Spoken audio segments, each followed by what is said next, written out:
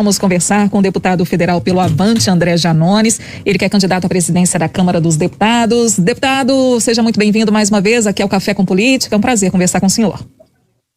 Bom dia, Adriana, bom dia, Rodrigo, o prazer é todo meu, agradecer a vocês mais uma vez pelo espaço, só pedir licença aqui, fazendo jus ao nome do quadro, estou tomando um cafezinho aqui.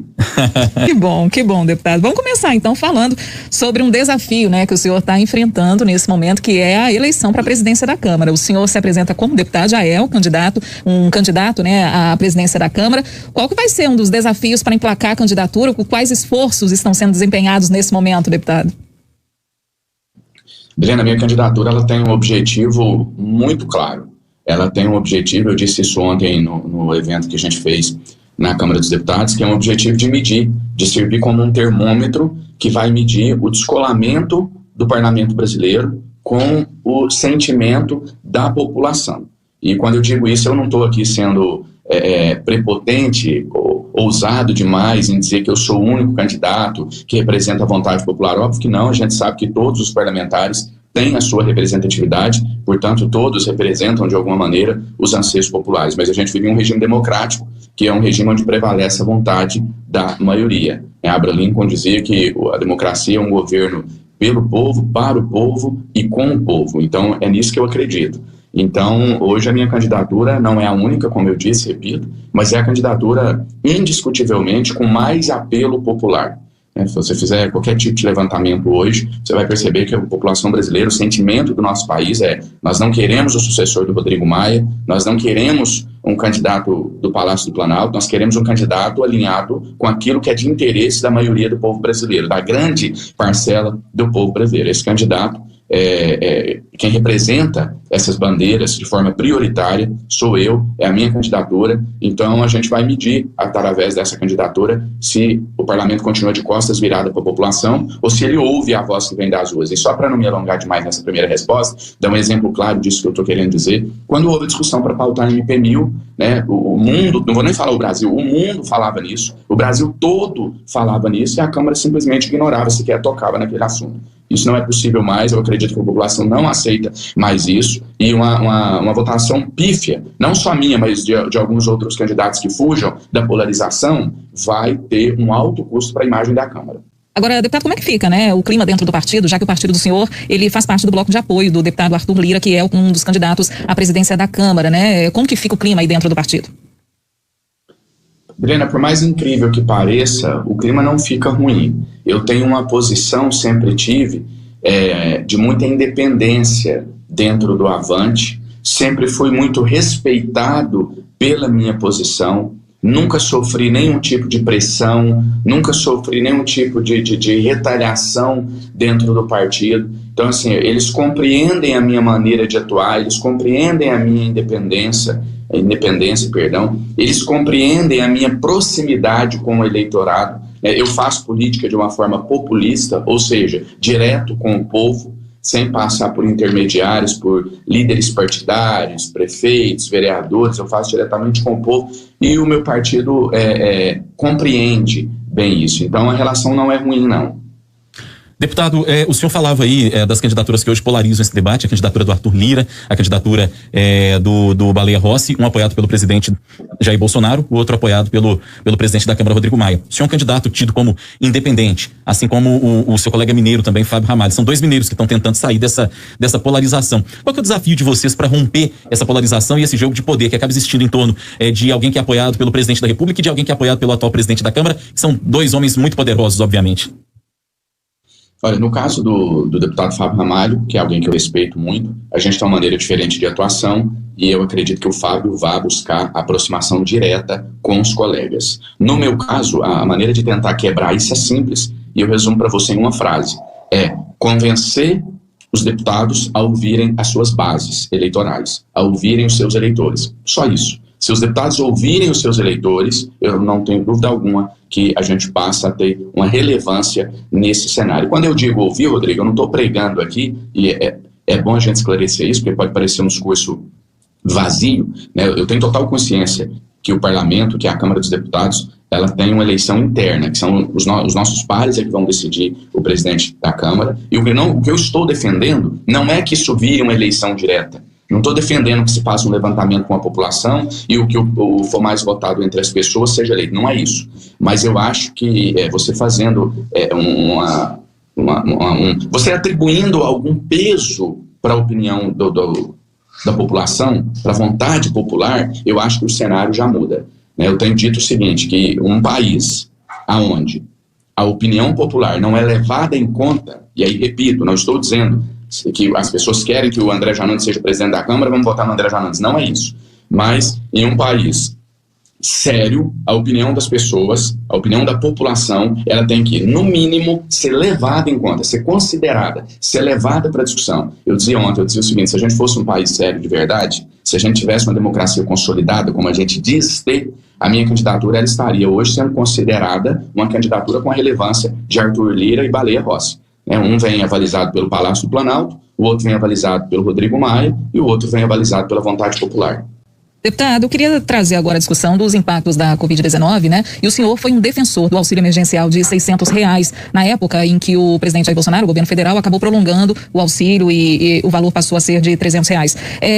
Agora, nesse ano, né, de 2021, sem o auxílio, sem os auxílios também estaduais, como, por exemplo, aquele auxílio que o governo do estado aqui de Minas estava fornecendo aos impactados, né, pela Covid-19. Enfim, como fica a situação? Como que o senhor avalia a possibilidade ainda de reverter essa decisão e ter, de alguma forma, um auxílio para essas pessoas ainda esse ano?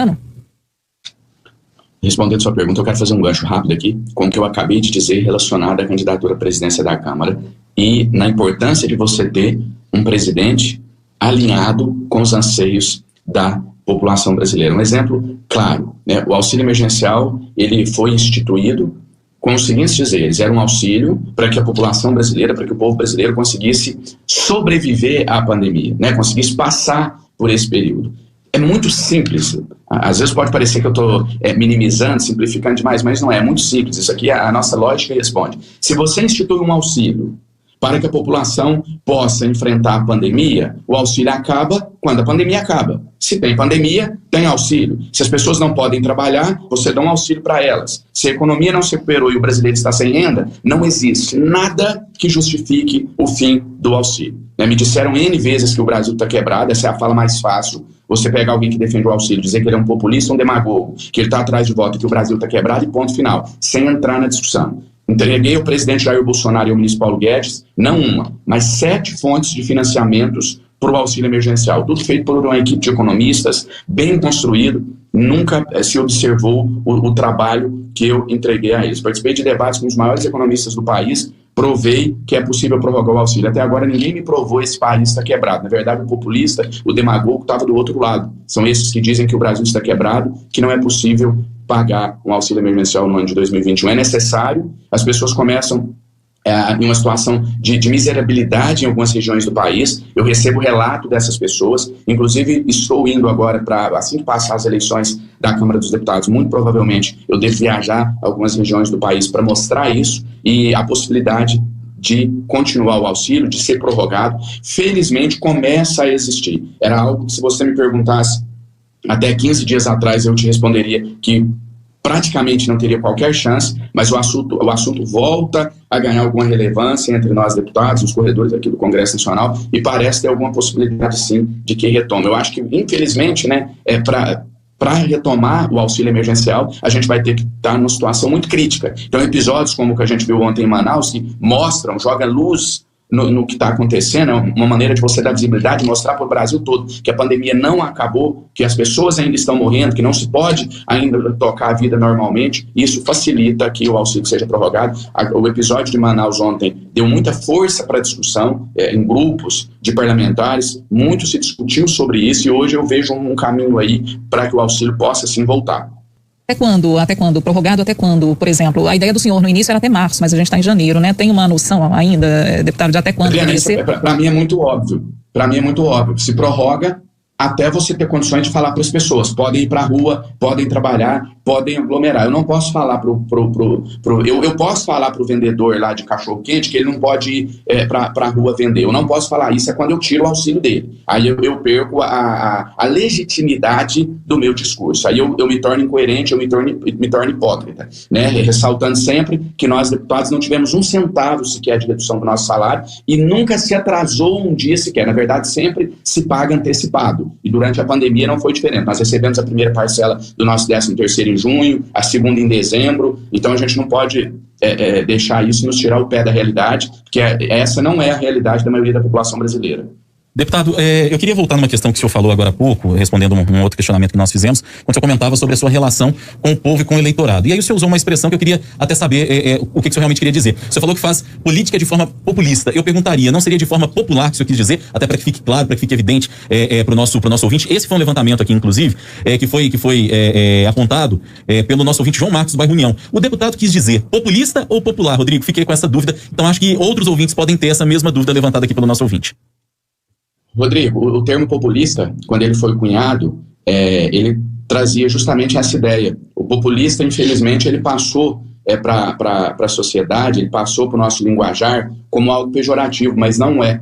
Então eu quis dizer justamente populista. Eu faço política com o povo, eu faço política para o povo. Eu ouço as pessoas antes de dar um voto em alguma matéria. Muitas das vezes o detentor de um mandato público ele tem que ter responsabilidade. E muitas das vezes eu tenho algumas medidas impopulares, mas eu sempre faço isso com clareza, explicando o porquê que eu tomei aquela decisão. Mas também já aconteceu o contrário. Muitas das vezes eu estava certo de votar determinada matéria e mudei de opinião, ou muitas das vezes até não mudei, mas me deixei sucumbir à vontade da maioria. Isso é fazer política populista, isso é fazer política com o povo, né? Isso é dar às pessoas o poder de influenciar no mandato que na verdade não é seu, é delas. É o que eu sempre digo, o representado sempre tem que ter, no mínimo, a mesma voz do representante, se não, mais voz ainda, né, na maioria das vezes. Então, quando eu disse populista, é nesse sentido, eu não tenho nenhum problema em utilizar essa expressão. Meu trabalho é um trabalho populista, é um trabalho onde as pessoas participam,